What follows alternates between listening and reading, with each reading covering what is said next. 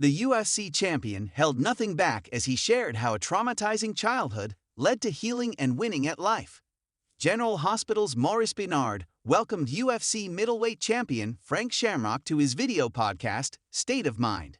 The retired four-time defending mixed martial artist champion took a deep dive into his history with the host and shared how being traumatized as a child led him to a stint in a maximum security prison.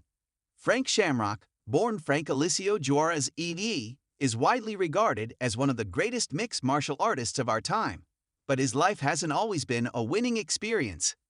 The fighter grew up in a troubled and abusive home in Central California.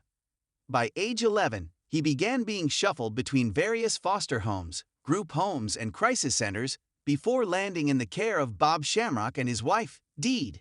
He began to understand the meaning of family under their care. The couple eventually adopted the troubled youth, and he took on their name. Under the gentle questioning of Benard, Sonny Corinthos, Shamrock began unraveling the long journey to healing that still needed to take place. While serving a 3.5-year sentence for burglary in Corcoran State Prison and Folsom State Prison, he took his father figure and mentor's advice and learned to take care of himself and fight back in a positive way. "I was just a street criminal," he freely admitted.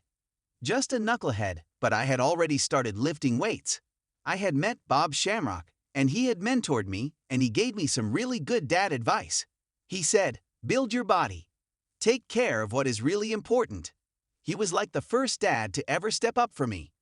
Even though I messed everything up and went to prison, he still came and visited me," he continued. "He still communicated with me, told me to build your mind, build your body, and stop being a dumba ***. Get out and do the work. Get your life together." So when I went to prison, I went there with this mindset. I wasn't just doing time. The budding champion put his prison time to good use. I went to college. I lifted weights. I did powerlifting. I did everything that you could imagine to get educated. I actually started training people in prison at the end of my term. I was running fire crews. I was running 600 convicts in a yard when I was 19 years old doing muscular conditioning. He started extensive training after just one day out of prison and never looked back. Time spent in isolation proved to be a training ground for meditation and visualization that would serve him well as a winning martial artist. Shamrock bared all in the no-holds-barred interview.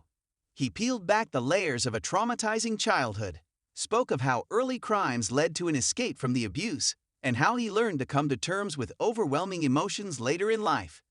He candidly spoke of the perils of prison, spending time in isolation, fighting for protection, spending time across the yard from Charles Manson, and the inner workings of day-to-day life in incarceration. Benard learned about his family life, his 3 marriages, how he adores his daughter and his son, and his 7-month-old grandchild. Shamrock spoke of his estrangement from Bob and his adopted brother, Ken, and their eventual reconciliation. He shared his biological brother, Perry's struggle with being bipolar, which led to a deeper understanding of the abuse the siblings endured growing up, and how he could use it to help others who struggled with mental illness as they did.